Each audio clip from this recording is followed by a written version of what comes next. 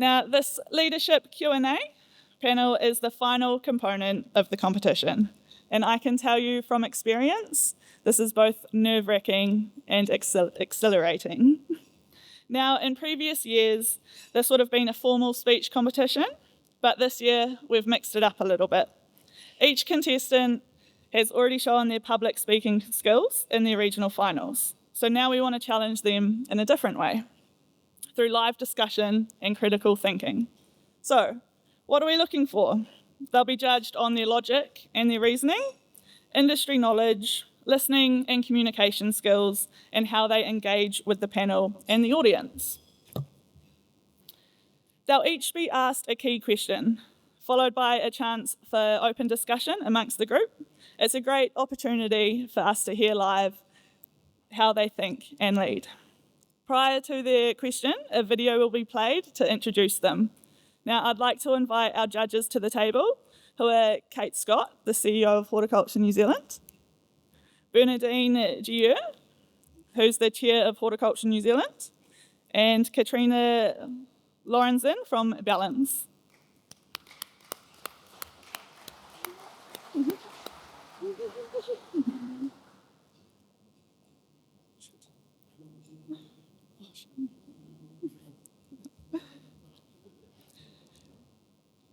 Now, this is a Balance Agri-Nutrient sponsored module. I'd also like to invite Warwick Cato, the Science Strategy Manager from Balance Agri-Nutrients, who will facilitate the Q&A. Now let's give our contestants a warm welcome as they come up to sit on the stage.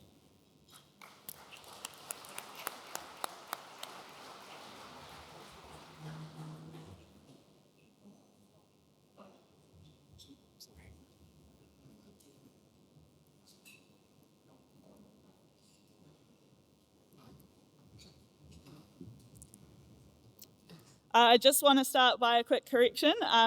We actually have Robert Lindsay from Canterbury Growers here as one of the judges, so sorry about that, Robert.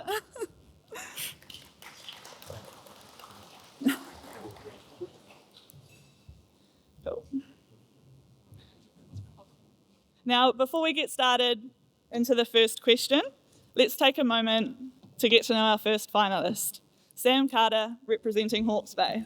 The benefits comes in the confidence, I think. You get a lot out of it, and you get to also meet, not just other competitors, but people that run the modules and organise all these sorts of events, and that's really cool to make those connections.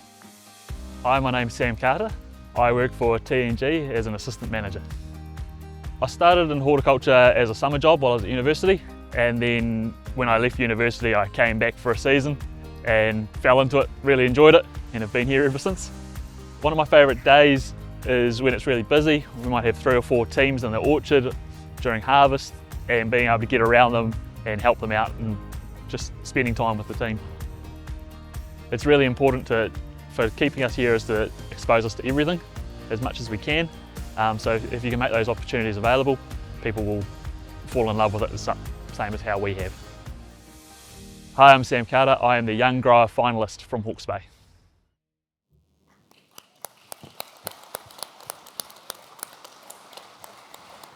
Congratulations, Sam. So all these questions have come from their media releases, and I've selected something that might be of interest. So each of them will get to answer, and then the others can contribute if they want. So Sam, your question relates to on-the-job and external training. So what is your perspective on how you get the most out of training as an employee and as an employer manager? Yeah, great question. So as an employee, myself, I'm currently studying my level 4 through EIT of certificate in horticulture. I think it's really important that we are spending time in the classroom. We're learning those theory. You can learn a lot out on the orchards, but in the orchards learning that theory, a mix of both is really important to see that as an employer, giving everybody that opportunity that really wants to have that drive and that passion in the industry. This is how we're going to promote more people into the game, and I think that's really important to see. Thanks, Sam. Does anyone else want to comment on that? Okay. So for myself, I found it really, really good to have that extra theory as to why we do some things the way we do. So I'm studying my level 3, level 4 primary ITO outdoor vegetable production certificate, and that was a big thing for me. A lot of the time we were doing things and I'd ask questions, but no one really knew why.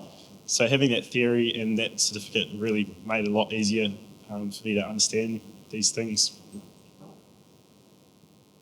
Is this working? Sweet, sorry. For me personally, I think training really does need to be encouraged at a high school level. I went to school here in Christchurch and I never once heard of horticulture as a career option. And I think that we really need to be pushing that to try to get that younger generation interested and also show them that there are options. And even if they're not wanting to be on the orchard, that there's side roles as well that support the horticulture industry in R&D and things like that, which can be followed up with the likes of primary ITO to then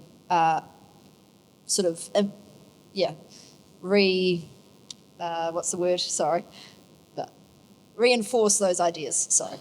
Back to you, Grace.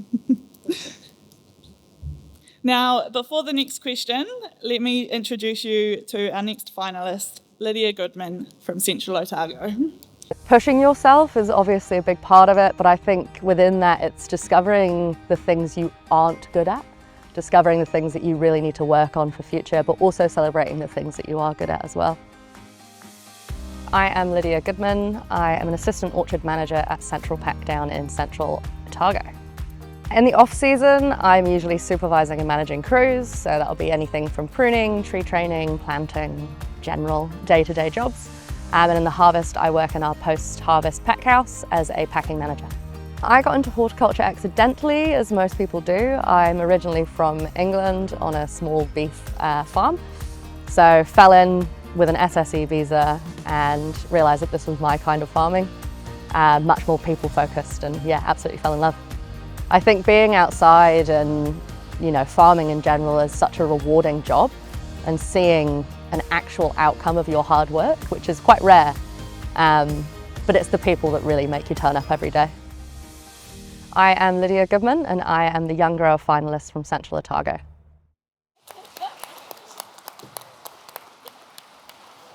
So, Lydia, in your press release, you commented that you have the ambition to become a cherry orchard owner. So my question for you is, what is the pathway or barriers you see for yourself and others to orchard ownership? Wonderful question. Thank you very much. There's the obvious, right? We all know land ownership is a very difficult barrier to overcome. I don't think anyone sitting on this panel here feels confident that they'll be able to get land in their hand anytime soon. Maybe. Aside from that, obviously, it is getting yourself to a position where you feel confident enough to put yourself at that financial risk. I think watching our clients put themselves through that volatile market every year, sleepless nights in spring and long nights during summer, it's tough. And I think if you're not committed enough, that debt, it's quite a hard pill to swallow. I think I'm crazy enough to make it work, but yeah, it's getting land in your hand that's the big challenge here. Well, who else wants to? Phoebe? So I think eventually we'll see the paradigm sort of shift, that the land ownership and orchard ownership will be two different things, as people who can't afford the land but want to own the business will get into it. It'll be a bit like that share milking sort of system. And I think that will give everyone on this panel, as well as other people coming up in the horticultural industry, a way to step in to that ownership. So when you can make money, then you get more money, and eventually, who knows, we might get there. Who on the panel actually would like to own orchard or farm? Hands up. Anyone? Okay, so That's a challenge for the industry. How do we get you ambitious young people into the sector? Okay, we're ready for the next one, Grace. Yeah, I really like that idea of the sheer milking stuff, and I think there's really some learnings us as an industry can take from that, because it is a real challenge for us to get into this industry, and even coming from a family operation, there's still barriers there and still challenges, so there's no easy pathway into it. So some great ideas there from the panel, so well done. Next up, we have Amelia Marsden, who is our young grower representing Nelson. Either these competitions or young farmers as well, it just helps develop confidence in younger people, as well as getting out there trying things that you mightn't get to experience in your day-to-day life. Hi, my name's Amelia and I am the kiwi fruit manager at Willisbrook Orchards in Nelson. My day-to-day entails lots of different things. It can be doing a bit of admin work, but a lot of it is out on farm, helping with the pruning and managing a team of up to 30 people in the busy period. I sort of fell into horticulture actually, so I started off dairy farming, ended up with a wrist injury which meant I couldn't milk cows anymore, and applied for a job in the orchard not expecting to hear anything more, and yeah, ended up in the orchard, and the rest they say is history. So I entered the Young Grower competition to challenge myself, helps me find out, you know, where my strengths and weaknesses were, and just help to promote the industry and show that, you know, there's young people out there coming through the industry. I'm Amelia Marsden and I am the Young Grower of the Year finalist from Nelson.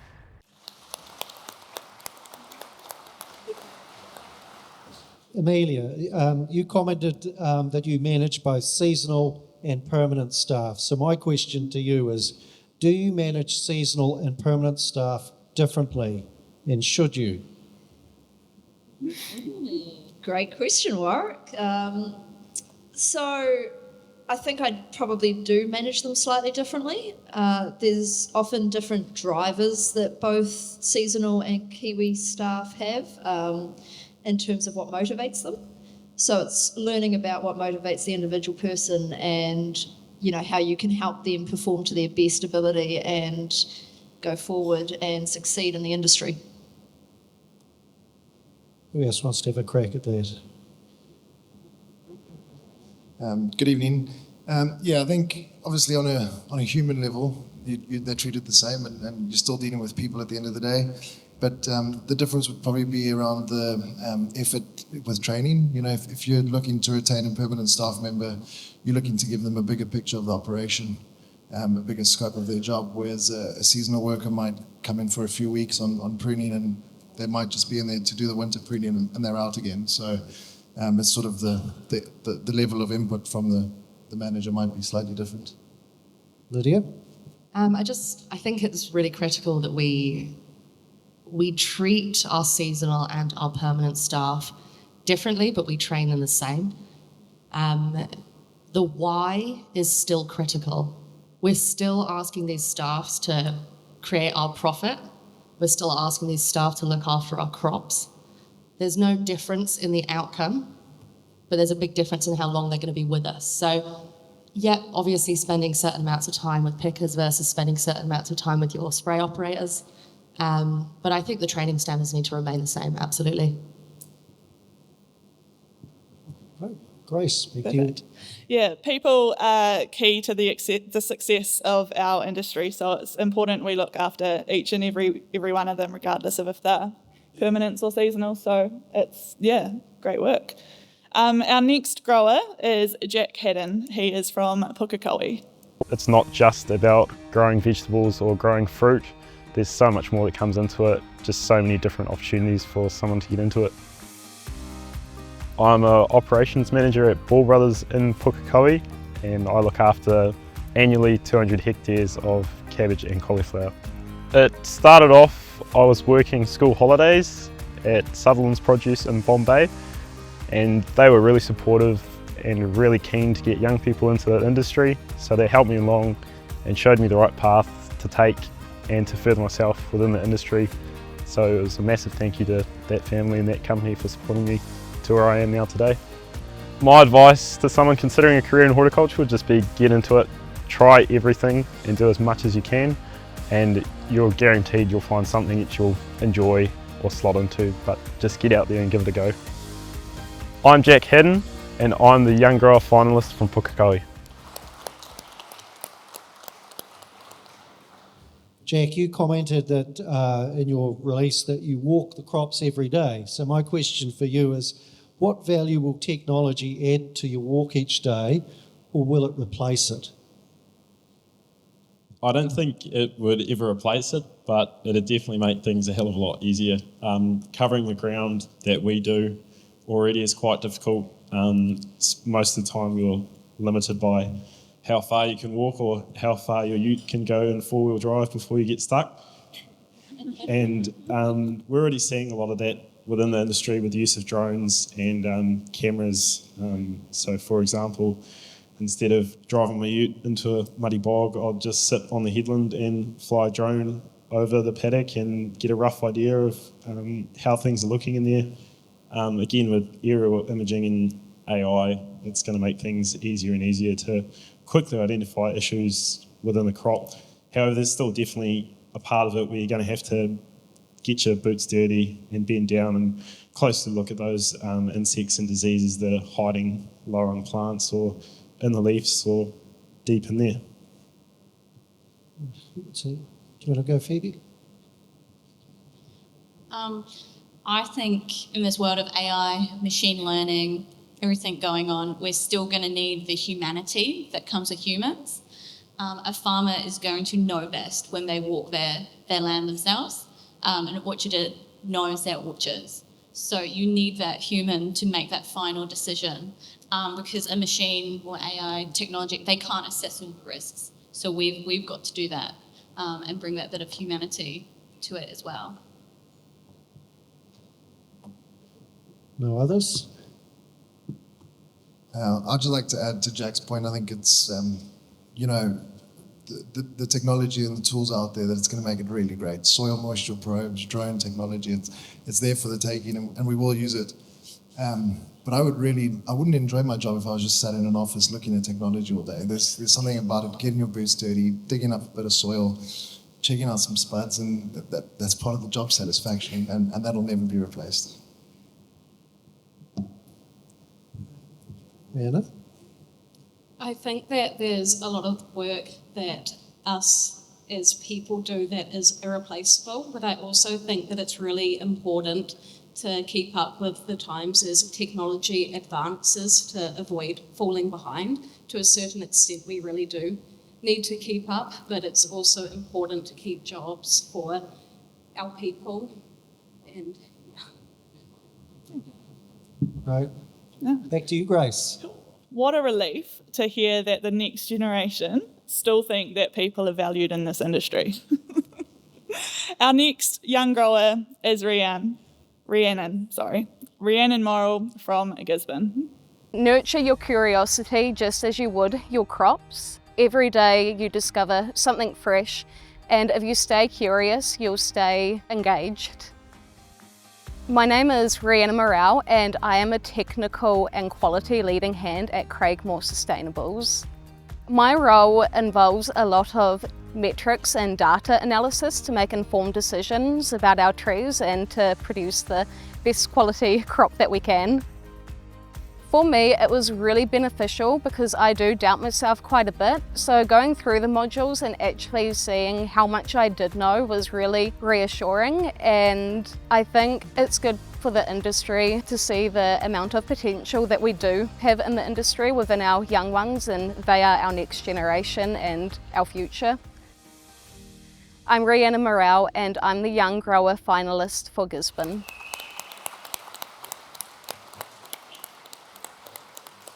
So one of the comments, Rhiannon, and I've seen it today, how much this competition puts her out of her comfort zone, but she commented it's opened doors. So one of the questions I've got for you is, what would have accelerated your progression in the industry now?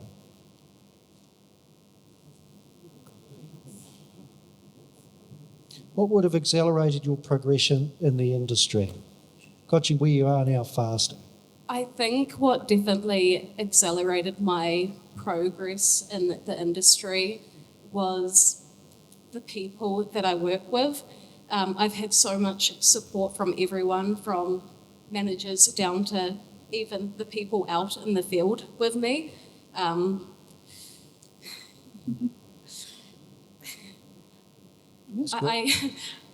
doubt myself quite a bit, so it's so reassuring having people pushing me every day and encouraging me, and yeah. If I take the exception, in your bio, you had the choice of going to university, but you were elected to go to there. Do you think that decision accelerated where you are now, or have you reflected on that? Yeah, absolutely. So horticulture definitely wasn't where I expected to be. I wanted to go to university and I actually wanted to be a lawyer, but I needed a job, I needed money. So I fell into horticulture, and the industry, it just surprised me. I didn't realise how much more there was to it. People think that it's all steel cap boots and hard labour, but seeing how many different areas you can go into in the industry really accelerated my progression, seeing where I could go. Sam, you look like you want to have a crack. Yeah, I thought I'd have a go at this one. I think there's a couple of areas there that really, and it's about not just about the company putting all your effort, but it's yourself as well, having that drive. You know, if you're passionate about it and your company sees it, then they're going to be wanting to push you, and I've definitely seen that at T&G. They noticed it early, they brought us on, and they set a really clear pathway that, you know, you've got to go through these steps, and that really means that you've got something to work towards, and having that really helps you accelerate your progress in the industry. Maybe? Thank you. I just want to add to what everyone else has been saying. You know, we've got a great tradition in the horticulture industry of mentorship, and that's fantastic to see. We've been told quite a few times tonight we stand on the shoulders of giants who have made the industry what it is. So thank you, but I ask that you keep the ladder down for people who are in the next generation wanting to progress, people who are going to be the workforce of the next generation of horticulture. Might not even know about the industry yet, but we need to get them included, get them involved, and if the ladder is kept down, then we can pull them up with us and create the leaders of tomorrow. Jack, finally. And I think just to add on to what everyone said there in terms of accelerating yourself within the industry, getting along and getting out to events like this, whether you're a contestant or a spectator or just someone young wanting to check things out, it's really good just to network with those people, meet new people. Everyone wants to see you do well and just give it your best, and it's just such a great supportive environment for everyone. So that's really what accelerated me, myself. Back to you, Grace. You know, it's scary to think that we, us being, I still consider myself a young grower, I'm not 30 yet, we are potentially going to be the role models for the next generation coming up. So I love keeping the ladder down and helping the next people up as well. So yeah, great discussion there, team. Our next grower is Stephen Rink. He is our local grower here, representing Canterbury, and our second vegetable grower in the competition. There's pockets of horticulture for everyone, and so I'd say just jump in, crack on. Not everything is for everyone, but there's something for everyone. I'm Stephen Rink. I work at Oakley's Premium Fresh Vegetables, and I'm the production manager down there. So I come from a farming family back in South Africa, and so I've always had an interest in the land and growing things. I love food, so I started off with food science at university and then decided I want to grow it in the ground rather than in a lab, and so I pivoted quite hard into horticulture. So any day that I'm in the cab of a tractor harvesting or planting, that's my happy space. But I do also really enjoy, you know, moving the pieces around, getting the guys on task and making things happen. Often as growers, you know, you might be stuck in the tractor planting or growing, but not thinking of the marketing side or the compliance and things like that, whereas these competitions are quite all-encompassing, especially as young growers, which is very valuable, very valuable. I'm Stephen Rink, and I'm the Young Grower finalist from Canterbury.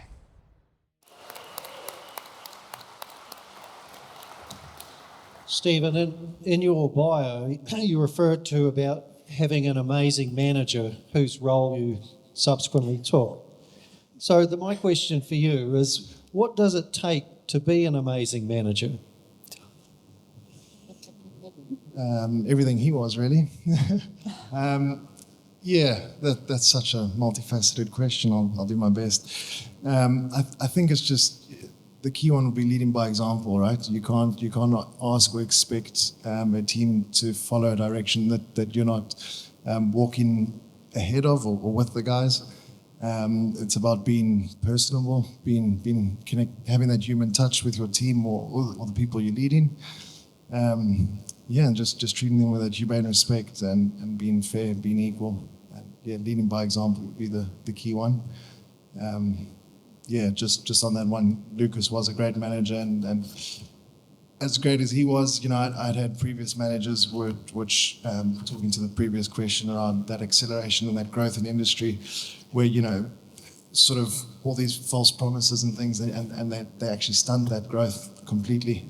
And so it really was refreshing when I landed up at Oakley's to have that openness and that willingness to, like Phoebe said, have that ladder down and really pull up. And a lot of where I am today is because of that attitude and that leadership that I experienced. So if I can emulate anything like that, I'll do half decent.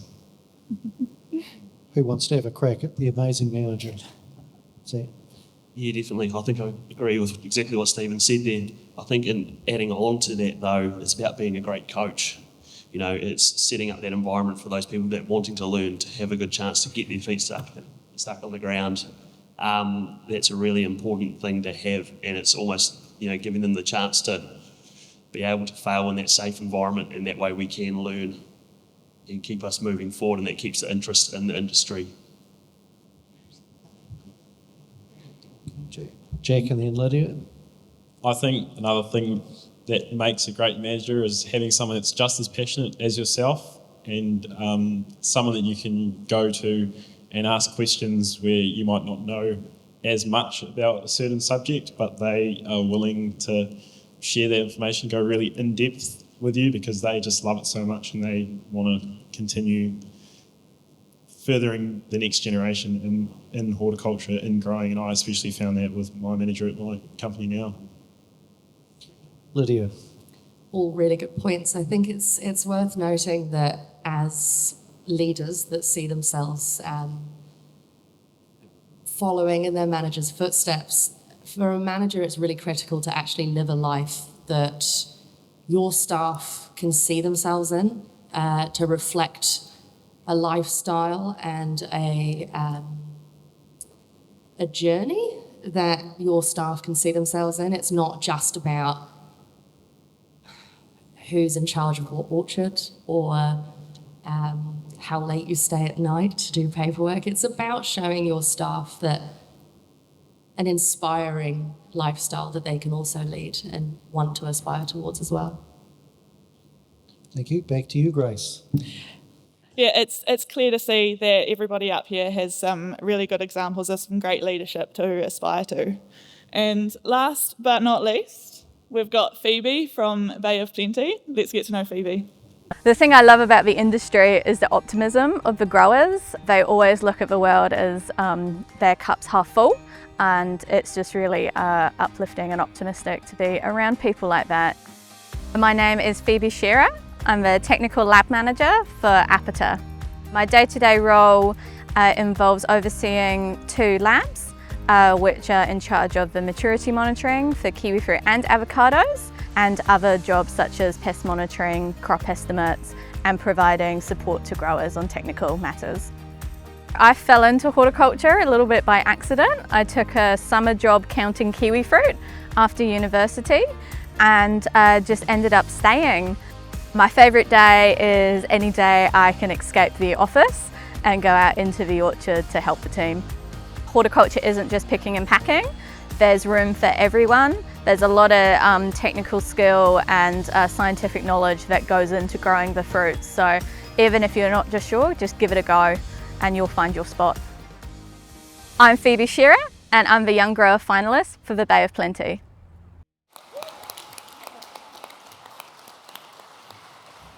So So Phoebe, obviously you collect a lot of data about what's going on in orchards. So my question to you was, how can our industry technical and consulting roles most effectively add value on orchard?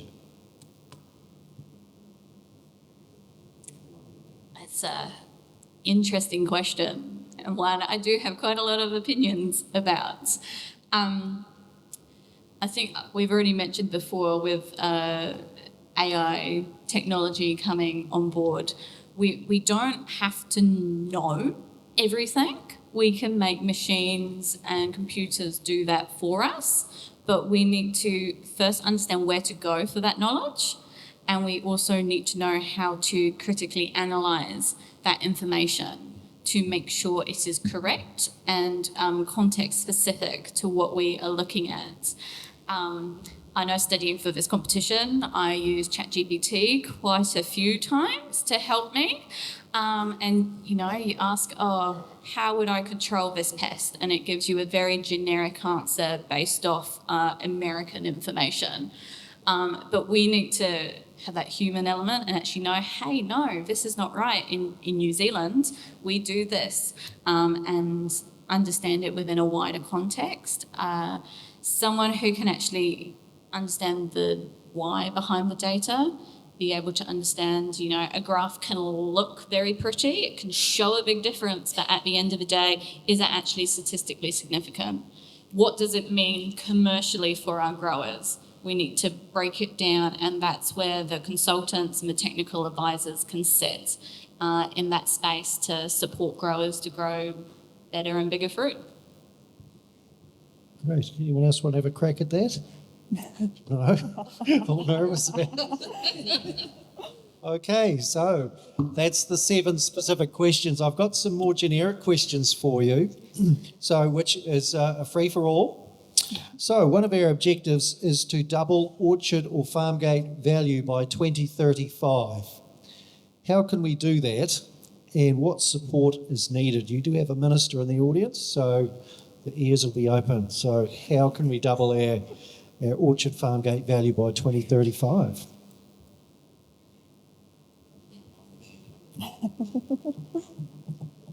I just want to, it's a double-barreled question, because it's not only how do we double the value, but how do we do it with all the compliance around sustainability, all the regulation that comes into it. So if it was a single question just on that, well, you'd produce more and probably not the most environmentally friendly way, but that's obviously not the solution. So I'll just more adding a question than the solution there. Amelia? I think something I picked up at the Horticulture conference recently was the importance of marketing. So I think there's a lot that needs to be done within the marketing space, and differing ourselves from global markets and making sure that we are, portraying ourselves in the lens that we want to be seen in. I think Zespri has done an amazing job of that. So whether that's something that other industries could be looking at and seeing if there's a way that we can develop that globally across the other markets in the horticulture sector. Just to go back to my Year 10 economics teacher, all about supply and demand, I think definitely something that I picked up that Australia are doing, working really hard on at the moment, is the One More Serve initiative over there, trying to incorporate one more serving of vegetables or fruit into each Australian's life. So by increasing that demand, we'd be able to keep up the supply, I think, definitely, and hopefully increase the value of our crops that way. Rhiannon? One thing that I picked up at the Hort NZ conference was the AHAP scheme, and I think it's really great because it brings everybody to the table from all different parts of the industry, growers and the government all working together to get to our goals, and it really brings everyone to the table, and I think that will help double farm gate by 2035. Cool. Phoebe?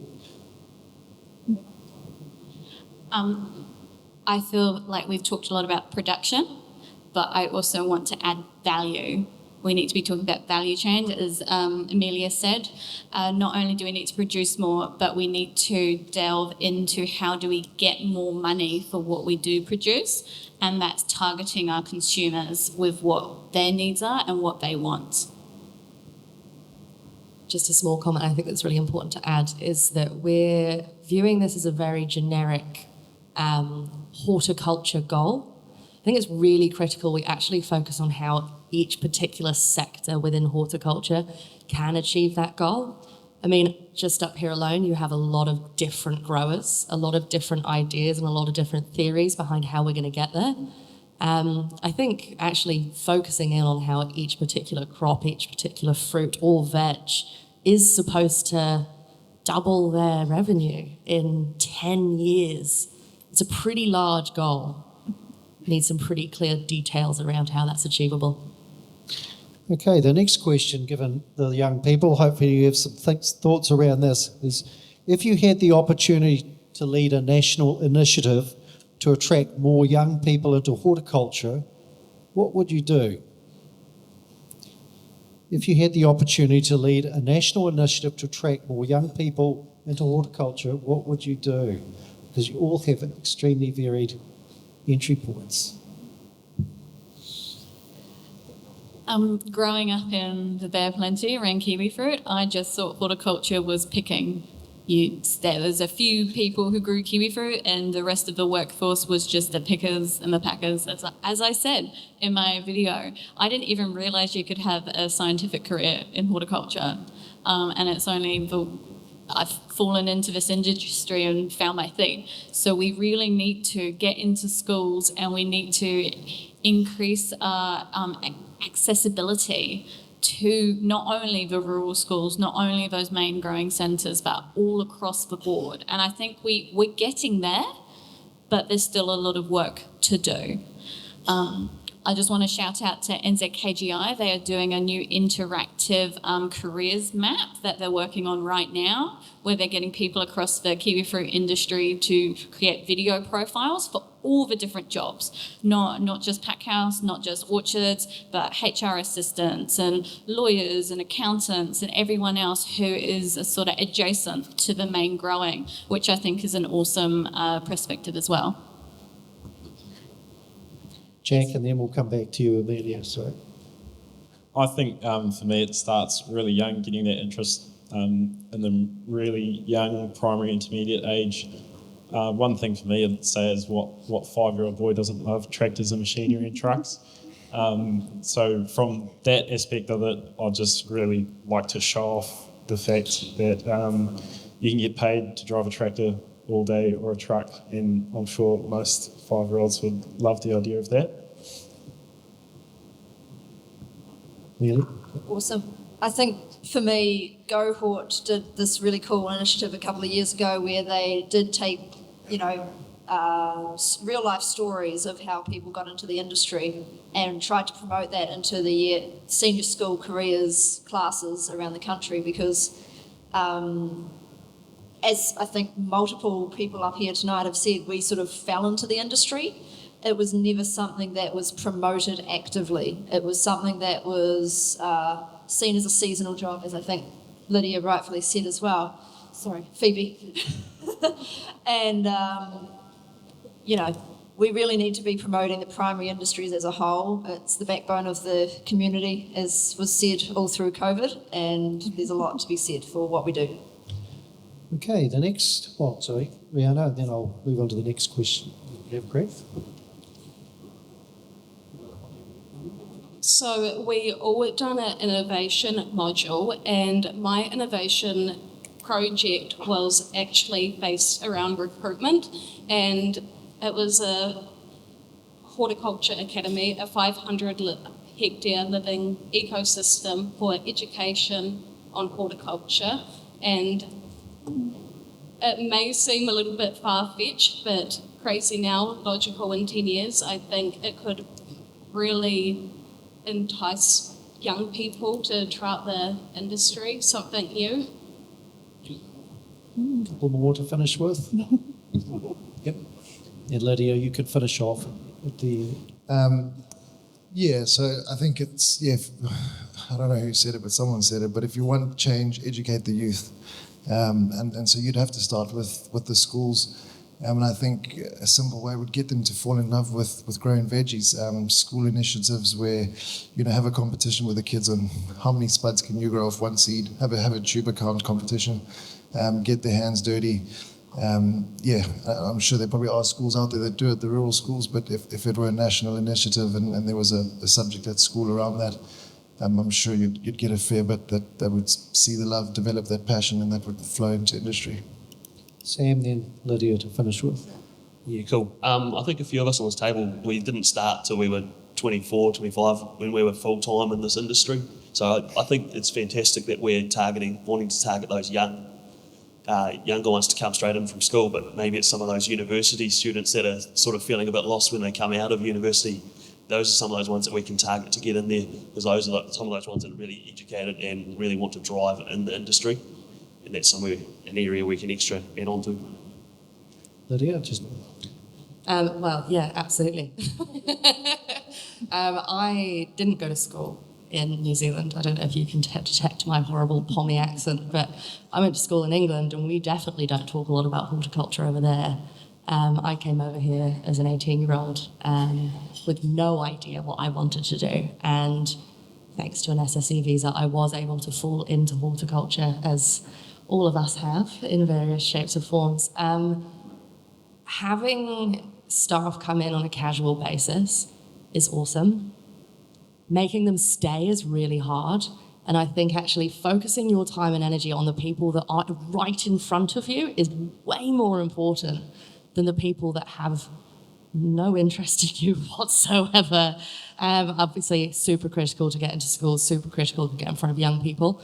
But don't forget the people that are literally right outside the door. Okay, a question for the panellists. This is a fairly benign sort of question. Do you have a view of what position New Zealand should take regarding GE? We were very lucky in Bay of Plenty. We had this as our speech topic. Coming from a genetics background, I am definitely for genetic editing in crops, because we can accelerate our plant breeding programs exponentially. We can precisely target certain genes for the benefit of our growers, for production, for getting less pesticide residues, for having to spray less, and it can mean that we can actually reach that target of doubling farm gate value.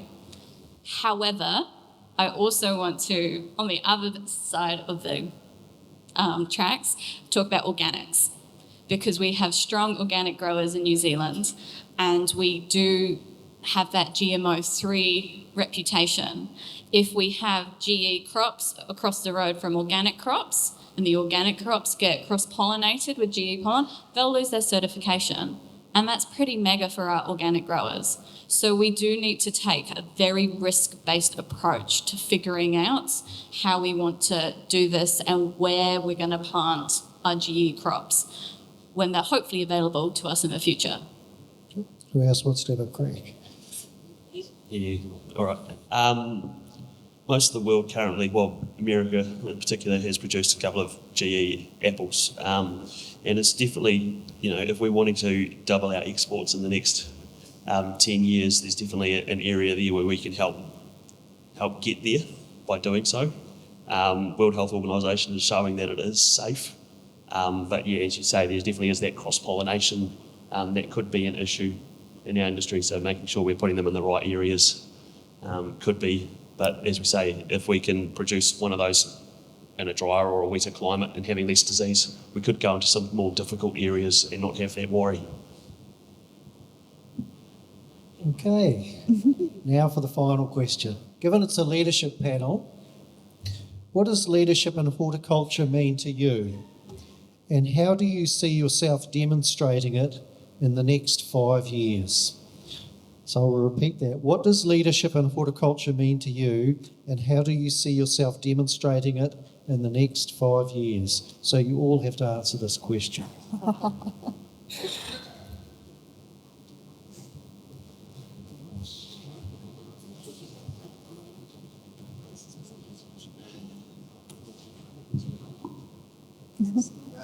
Right, I guess I'll put my hand up first.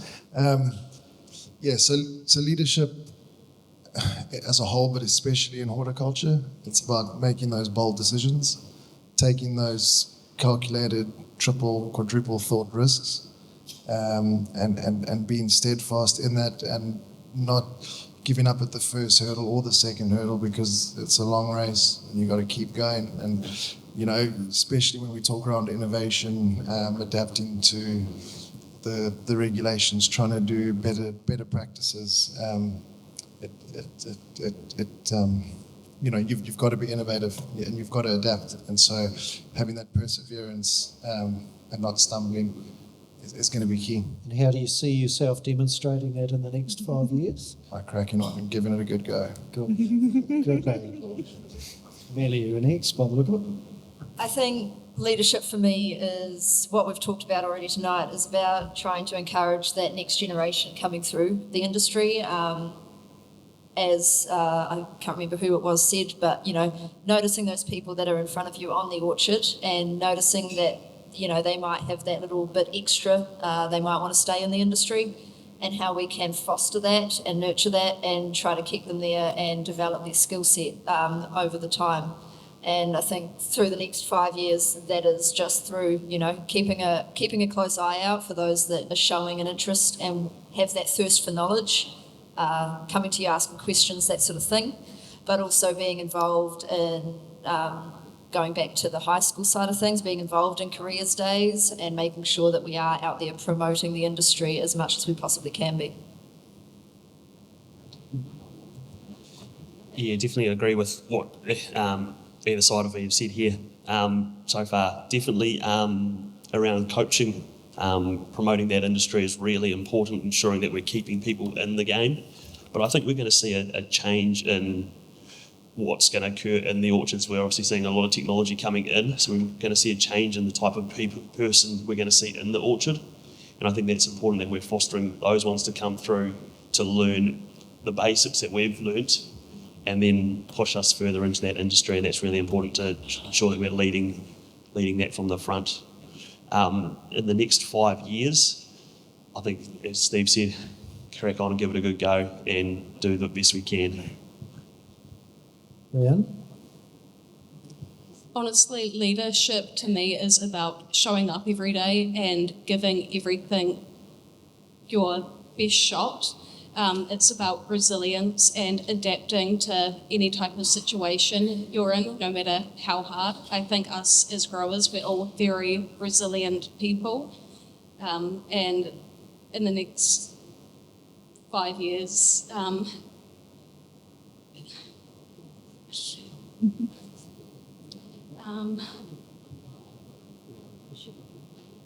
I hope just to be able to keep showing up and pushing forward. And Right, well done. Jack? Leadership to me means building up your existing team's skill set as well, and making sure you're bringing them up with you, creating that elite team by being that leader, and leading by example as well, not asking people to do things that you wouldn't do yourself. That way you stay pretty level-headed with all the guys you're working with. In the next 5 years, I'd like to think I'd demonstrate that by continuing going along to these events and networking events, just meeting lots of new people, and really showcasing what you've got to offer the industry yourself, and even what your team has got to offer the industry, and how we can make it a better place for everyone. Phoebe? So leadership to me is courage, empathy, and connections. And I personally struggle with this because it's hard as a sort of an introvert to try and build those connections with your people sometimes, especially when you've got a wide range of personalities that you're working with. But you've just, as Jack said, put yourself out there and ask questions, be curious. And I hope to contribute through my leadership in the extension and outreach area, trying to help growers learn new innovative techniques to do better in life. So I also think asking for feedback as a leader is the only way you're going to improve. And yeah, you need to be open to hear it as well. So I've got my team sitting over there, and I ask them to keep me accountable for what I'm saying right now, and that's the way you can lead. And Lydia, the final word. Oh, tough being last after all that, eh? I think something that's really critical to remember as a leader is that you are never fully formed. The best leaders that I know are still going on courses into their 40s, into their 50s, which to you guys probably doesn't sound very young. But I think it's really critical to consistently push yourself, consistently grow, and there are lots of resources out there and available. I mean, we've obviously seen it with the NZ Young Leaders Scholarship, or Rural Leaders Scholarship, sorry. You've got your Kellogg's on your Nuffield, but there are also really small local things like I took part in a really amazing thing called Emerging Leaders. So yeah, use those tools. And in the next 5 years, we're halfway to our goal of our horticultural action plan. So pretty exciting things that we have the opportunity to do in the next 5 years. So yeah, as a leader, I think use your team and promote them up and promote yourself out and make sure that you're on track to be double the revenue. Thank you, panelists. I think you've done a fantastic job. And one of the privileges of coming to these sort of events is the optimism and enthusiasm that you bring. So for some of us a bit older, I find it very invigorating meeting you and seeing how optimistic you are. So well done for your contribution, and wish you all the best. Remember, everyone out in the audience here is here to help you. So it's your night tonight. My bit of advice is exploit the networks that are out in the room to grow yourself and grow your future, because we're here to help you do that. Well done.